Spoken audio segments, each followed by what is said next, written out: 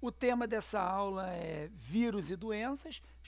Trouxe essa temática por conta da importância de se debater a presença dos vírus entre, principalmente os seres humanos, né? Mas a presença deles está em vários seres vivos, então nós temos os vírus atacando diversos tipos de seres vivos, e essa relação entre os indivíduos acabam sendo fundamentais para a propagação, para a disseminação de determinadas viroses e no final das contas acaba chegando nos seres humanos, que é aquele grupo, né, que nós pertencemos, e daí a importância de nós estarmos debatendo isso. Então vamos ver aqui, ó. Certos tipos de vírus podem atacar indiscriminadamente células animais e células humanas. A partir desse momento, nós vamos encontrar diversos vírus que vão passar das células animais para os seres humanos. Então nós temos ali uma possibilidade enorme de contágio a partir do momento que esses vírus, apesar de eles terem uma especificidade viral muito grande, que eles sofram mutações e que a partir dessas mutações eles consigam chegar até nós. Então nós vamos ter, separei aqui dois termos importantes para a gente estar debatendo. O primeiro desses termos é reservatórios naturais. São aqueles animais que vão manter esses vírus, que são os reservatórios, da onde esses vírus vão partir para que depois eles cheguem até os seres humanos. E nós temos as zoonoses virais, que são os vírus, que são as doenças causadas por esses vírus. Então eu tenho aqui exemplos, os cães, os gatos, os morcegos. A questão dos morcegos está até em evidência agora por conta da possibilidade do Covid-19 ter sido passado para o homem a partir do morcego. Não existe nada concreto ainda sobre isso, mas são animais que acabam levando esses vírus, por isso são chamados de reservatórios naturais. E as doenças, que são as zoonoses virais, que são passadas para os homens a partir desses animais. Eu estou dando aqui o exemplo da raiva, mas a própria Covid-19 nós poderíamos citar como exemplo importante relacionado a isso, tá? Não podemos esquecer também uma outra coisa importante. Que coisa importante é essa? Que os seres humanos são os principais reservatórios naturais. A quantidade de viroses que a espécie humana hoje carrega e que ela tem a possibilidade de estar transmitindo de um indivíduo para o outro é enorme. Outro dia eu estava vendo uma reportagem falando sobre a morte de um índio, né, de uma tribo X, que teve contato com Covid-19 e ele foi e morreu, né? Nesse mesmo dia eu vi uma outra reportagem com relação à importância que se tem de se preservar essas tribos indígenas, porque eles não têm proteção nenhuma. Quanto ao Covid-19, nem eles têm proteção, nem nós. Afinal de contas, é uma doença que surgiu agora e nós estamos aprendendo, nosso corpo está aprendendo a viver com ela, está criando ainda os anticorpos necessários para que possamos nos proteger. Mas outras doenças virais, que os seres humanos são reservatórios naturais, os índios não têm essa proteção. O mesmo acontece muitas vezes com os bebês, já que eles não têm a proteção ainda, porque não desenvolveram os anticorpos, eles acabam sendo mais suscetíveis a infecções, a doenças causadas por essas viroses. Então é muito importante se destacar que os seres humanos também são importantes nesse processo, a partir do momento que eles podem passar os vírus de um indivíduo para o outro.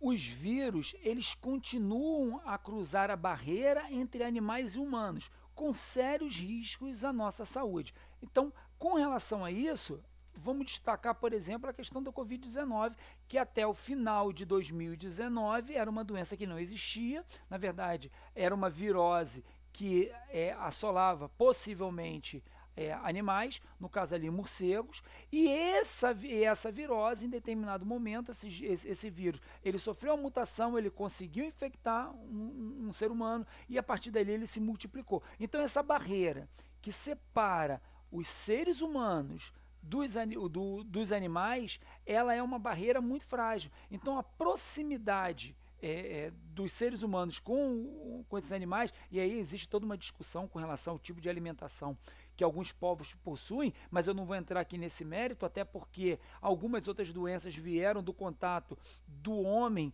com animais que hoje são animais domesticados. Então, mesmo esses animais, eles podem transmitir doenças, podem ser responsáveis por passar determinadas viroses que trazem sérios prejuízos, podendo trazer inclusive a morte de algumas pessoas. Então, são questões relacionadas a essa barreira que existe entre o homem e o animal, que nós precisamos aprender a lidar com ela para que nós possamos nos proteger o máximo possível e evitar que questões como essa voltem a ocorrer. Mas elas são mais naturais possíveis. E o que é natural também é a nossa busca incansável por tentar melhorar a nossa qualidade para que possamos nos proteger com relação a isso. Tá? Outro exemplo aqui é a questão da varíola e do sarampo. Originalmente vieram do gado bovino, mas isso aconteceu há cerca de, talvez, um pouquinho menos de 10 mil anos atrás, quando o homem teve contato, quando o homem domesticou esses animais. Então, quando a relação do homem é próxima com os animais, essa possibilidade ela acaba sendo maior. A gripe humana, ao que tudo indica, ela descende, por exemplo, de vírus que vieram de marrecos ou de porcos. Então, a possibilidade da relação, mais uma vez, destacando aí essa proximidade, essa possibilidade do vírus estar atravessando determinadas barreiras e provocando doenças nos seres humanos. Um dos casos mais marcantes com relação a isso, eu destaco como sendo o da AIDS, porque antes era um vírus que assolava chimpanzés, e hoje ele é responsável por uma das doenças mais sérias, mais graves que a espécie humana desenvolveu, que a espécie humana ela pode vir a sofrer. Então a AIDS é um outro exemplo de uma virose que chegou para a gente e que ela antes tenha passado por alguns animais. Então, no caso ali, os chimpanzés, então eles venceram a barreira. Então, repetindo aqui, estou dando para vocês 4 exemplos: o Covid-19, a varíola, sarampo, a gripe humana, a AIDS e muitas outras são doenças que passaram de reservatórios naturais, ali ó, marcando para todo mundo poder ver, formando determinadas zoonoses virais e que hoje estão assolando a espécie humana. Mas como ocorre essa transmissão? De que maneira o vírus ele passa de um indivíduo para outro? De que maneira ele passa de uma espécie para outra? Então vamos lá, ó. As maneiras pelas quais os vírus se transmitem de um portador para outro variam entre as diferentes espécies virais. Cada espécie viral apresenta sua própria maneira de ser transmitida. Cada espécie viral tem a sua própria particularidade, a sua especificidade. Por que isso? Porque o vírus, relembrando a questão da estrutura dos vírus, eles possuem uma cápsula proteica e dentro deles nós temos o material genético. A maneira com que esse vírus, com essa cápsula proteica, ela vai identificar a célula ideal para que ela possa parasitar, afinal de contas o vírus ele é um parasita intracelular obrigatório, ele precisa estar dentro de uma célula para que ele possa escravizar essa célula e fazer com que ela produza partículas virais e mais partículas virais, né? Então entrando nos ciclos de replicação do vírus, mas ela precisa disso. Agora, a maneira com que ela vai fazer são diversas formas. Por exemplo, ó, alguns vírus com relação à sobrevivência fora do corpo. Alguns vírus sobrevivem por pouco tempo fora do corpo, fora do hospedeiro. Então nós temos aí o exemplo, está se falando muito de novo da Covid-19, falando que o vírus dura ali 3 dias, 4 dias talvez, fora de um hospedeiro. Mas nós temos outros vírus que, quando eles estão fora de um hospedeiro, eles continuam infectantes por muito tempo. Então nós temos vírus que se desfazem com mais facilidade e outros vírus que formam partículas que ficam literalmente cristalizadas e essas partículas ficam aguardando o melhor momento para que elas possam voltar à sua atividade. Então ela fica só esperando entrar em contato com uma célula para que ela possa escravizar essa célula, ela possa entrar em processo de fazer com que essa célula comece a produzir mais partículas do virais, o seu capsídeo ou o seu material genético. Então ela fica esperando. O contágio também, a forma de contágio também é muito importante. Então nós vamos ter os vírus tentando encontrar maneiras de se perpetuarem, né, de fazerem com que eles possam entrar em novas células e dessa maneira conseguirem mais replicação, mais multiplicação deles para que possam ser liberados mais vírus e que esse processo possa continuar exponencialmente. Então nós temos várias formas de contágio. Por exemplo, nós temos doenças que são por contato simples, sabe? A herpes, por exemplo, é uma doença que basta o simples contato com a área contaminada que você pode ficar doente. Outras doenças, elas são relacionadas com as secreções. Exemplo de doenças que são relacionadas à secreção, a questão da raiva, que passa do cão, o cão raivoso, tem contato ali com a secreção da saliva dele, ele pode ser o suficiente para provocar a doença em uma pessoa. Ou seja, tem que tomar muito cuidado com as secreções, porque algumas viroses elas são passadas por essas secreções. Tá?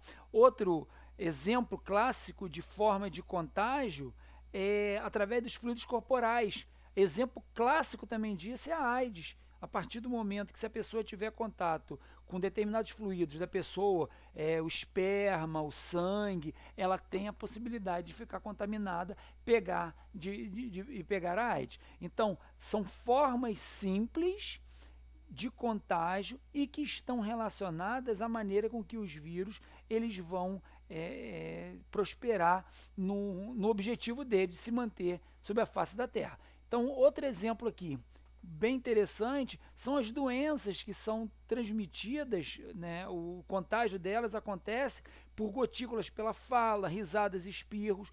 Exemplo, a gripe, o Covid-19, são doenças em que o contato da pessoa com essas gotículas, elas são suficientes para poder causar ali uma contaminação. É por isso que a gente fala que hoje em dia é importante a pessoa fazer muito bem a higiene das mãos. No caso da Covid-19, a higiene com água e sabão ou com álcool 70, ela consegue acabar com esses vírus por conta da sua composição, e aí ela consegue liberar, diminuir a intensidade desse contágio, pois diminui a possibilidade do vírus permanecer vivo ali e chegar até a outra pessoa. Mas as formas de contágio são importantes, mecanismos que os vírus encontraram para que eles possam se perpetuar, né? Então nós vamos ter lá a associação das formas com que eles sobrevivem fora do corpo, de um hospedeiro, com as formas de contágio. Então nós vamos ver essa associação, o vírus sempre tentando encontrar um mecanismo que seja mais favorável. Agora, como que ele encontra isso? Ele simplesmente escolhe, ele fala assim, eu quero que seja dessa forma? Não.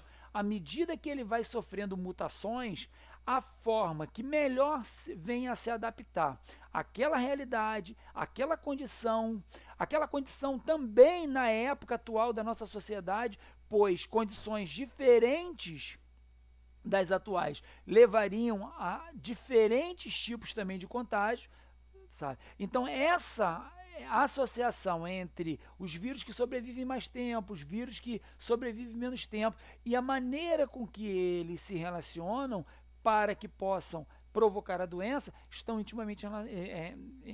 intimamente vinculados a essa capacidade de mutação que os vírus apresentam para que as formas mais adaptadas elas consigam prosperar, sabe? Então, por exemplo, quando nós temos áreas que tenham assim uma falta de higiene muito grande, nós vamos ter facilidade de propagação de doenças relacionadas com o toque, com contato com secreções, sabe? Pessoas que vivam em ambientes muito aglomerados, sabe? Eu estou muito preocupado, eu adoro futebol, por exemplo, nessa questão da Covid-19, quando acabarmos a quarentena e nós tivermos as partidas de futebol, eu acho que a gente nunca mais vai ver a partida de futebol da mesma maneira, porque aquele contato entre todo mundo, a possibilidade de ter contato com gotículas e de espirros e da fala das pessoas é muito grande. Então, ambientes muito promíscuos, ou seja, ambientes onde as pessoas não tenham ali um pudor muito grande com relação a se preservar no que diz respeito ao sexo, não usam o preservativo, sabe? O uso de agulhas para o uso de drogas, as pessoas que compartilham agulhas, elas passam a ter maior chance de uso de contato com fluidos corporais, sangue, por exemplo, ou mesmo durante relações sexuais, para que possam pegar doenças relacionadas com isso. Eu dei o exemplo para vocês, o exemplo da AIDS. Então nós temos, pelas formas de contágio, a possibilidade maior ou menor de um tipo de vírus se disseminar por dentro aí de uma determinada população ou de uma sociedade inteira. Mas será que nós não podemos fazer nada para nos protegermos dessas viroses? A verdade é que até o momento poucas drogas elas se mostraram realmente eficazes no combate aos vírus, sabe? Então nós temos ali muito comum, vou pegar aqui o exemplo de uma gripe, de uma virose mais simples, que as pessoas acabam indo para o hospital, passando muito mal, aí chegam lá e o médico vira e passa alguns remédios. Então, por exemplo, ele passa um antibiótico. Esse antibiótico, ele não está ali para matar o vírus, porque o antibiótico ele não age sobre o vírus. Como a pessoa está com a imunidade muito baixa, ela acaba tendo bactérias dentro do seu próprio organismo, e aí na região da faringe, isso é muito comum, essas bactérias acabam aproveitando essa fragilidade, essa baixa da imunidade se multiplicam muito rapidamente. Então o médico acaba passando um antibiótico para combater essas bactérias, que na verdade ela vai diminuir a incidência dessas bactérias para esperar para ver se o organismo se recupera. Outra coisa que o médico passa, vai passar um antitérmico. O antitérmico ele também não vai combater o vírus. Ele vai fazer o quê? Ele vai ajudar a controlar a febre para que a pessoa tenha um conforto melhor no seu dia a dia. Vai tomar um analgésico, mesma coisa, não vai combater a virose. É uma medicação para diminuir as dores pelo corpo, para dar um conforto maior no dia a dia da pessoa, para que essa pessoa ela possa ter tempo de reagir. E aí o médico vai pedir que a pessoa beba bastante água, que se alimente muito bem, que coma bastante frutas. O que ele está querendo com isso? Ele está querendo que o organismo da pessoa se fortaleça, se prepare para combater o vírus. Porque na maioria dos casos, o próprio organismo vai ser capaz de combater aquela virose. Só que o organismo precisa de alguns dias. Por que ele precisa de alguns dias? Como o vírus ele é muito específico, então o organismo precisa conhecer aquela virose, criar anticorpos específicos para que possa combater aquela virose. É lógico que algumas dessas doenças acabam não dando tempo, ou o dano é muito grande e também não adianta muito. Mas boa parte dessas doenças, principalmente dessas viroses mais simples, a gente pode esperar que dentro de 5, 6, 7 dias o organismo já se recupere. Outras doenças não dá para ser dessa forma. Nós temos que ter um tratamento mais eficaz, mas esse tratamento, vou dar um exemplo aqui, com relação ao combate, existem algumas drogas, alguns medicamentos que são específicos para o combate nisso.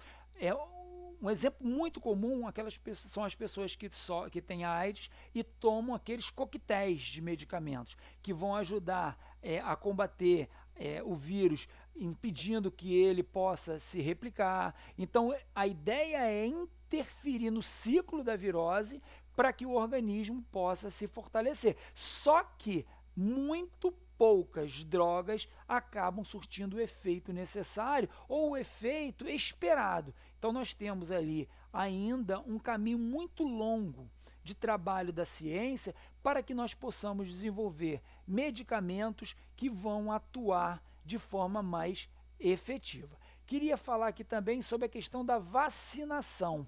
A vacinação é uma outra ação muito importante que diz respeito à maneira como nós vamos combater determinadas viroses, tá? Mas dela eu vou falar daqui a alguns segundinhos. Então vamos pegar aqui, porque eu queria chamar a atenção que a melhor forma que nós temos de combater uma determinada virose é a prevenção. Então nós precisamos criar mecanismos no nosso dia a dia que nos favoreçam a criar uma barreira, uma dificuldade para que tenhamos contato com essas viroses. Muitas pessoas afirmam, muitos pesquisadores afirmam que a grande batalha que nós vamos traçar na nossa existência vai ser justamente contra alguns tipos de vírus, por conta da dificuldade que nós temos de combatê-los, de criarmos substâncias capazes de ajudar o nosso corpo para combater esses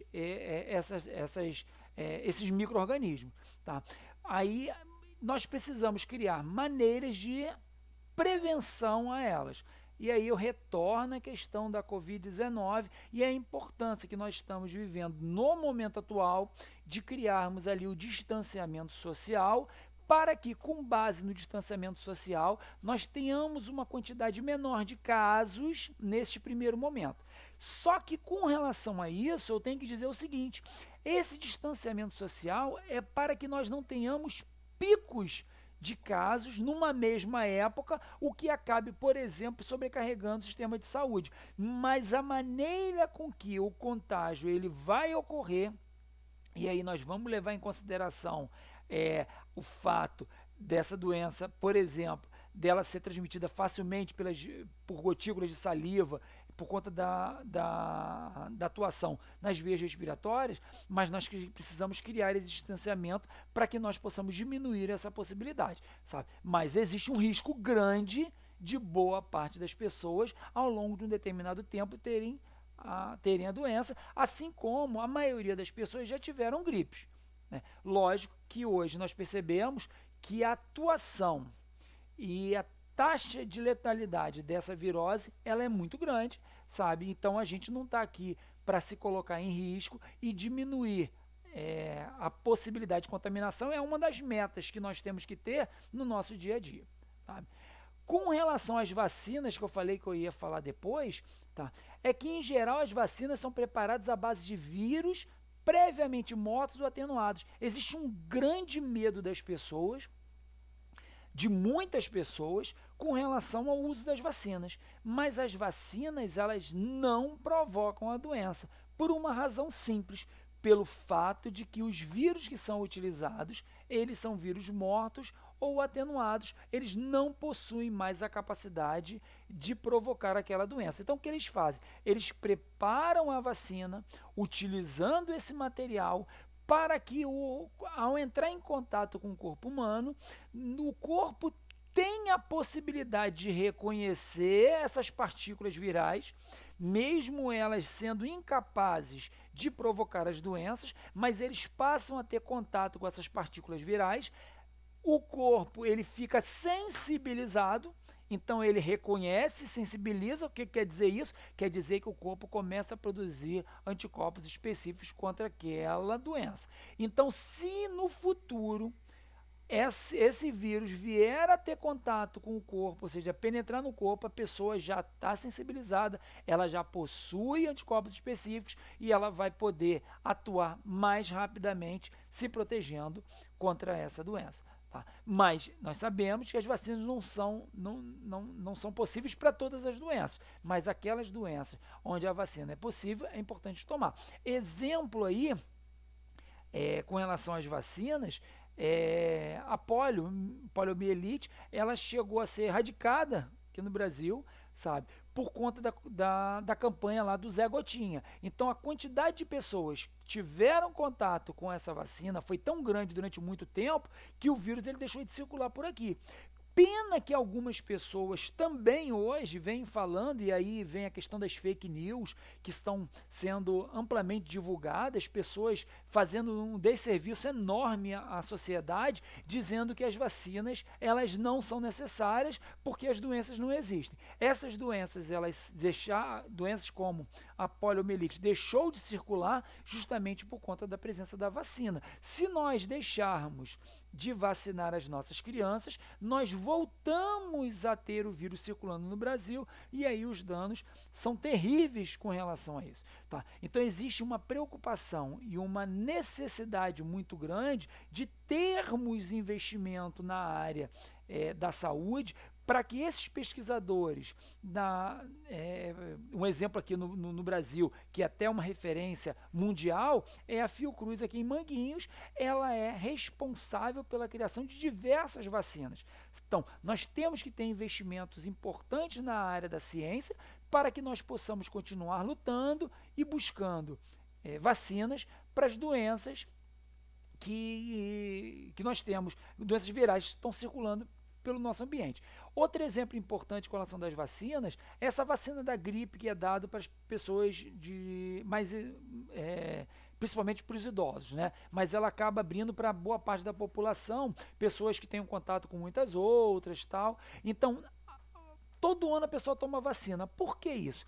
Porque o vírus da gripe ele tem uma capacidade de mutação muito grande e aí o que eles fazem? Eles pegam todos os vírus que estão circulando em maior quantidade naquele período, e aí eles fazem uma vacina englobando aqueles vírus. Isso quer dizer que nessa vacina eles conseguem contemplar todas as possibilidades? Não. Mas como eles conseguem colocar ali uma vacina que esteja vinculada àqueles vírus da gripe que estão circulando em maior quantidade naquele momento, então a possibilidade de proteção das pessoas acaba sendo muito grande, né? Então, nós temos, geralmente nesses casos, nós temos os idosos tomando a vacina logo, as pessoas com necessidades especiais, depois vem pessoas relacionadas com pessoas da saúde, pessoas que trabalham em ambientes de confinamento, né, presídios, por exemplo, e professores que acabam tendo contato com muitas outras pessoas porque sai de uma sala de aula, vai para outra, são pessoas assim que acabam tendo que tomar vacina num primeiro momento. Mas geralmente eles acabam abrindo para que toda a população possa ter contato com a vacina. Por quê? Porque isso diminui o risco de circulação do vírus na sociedade.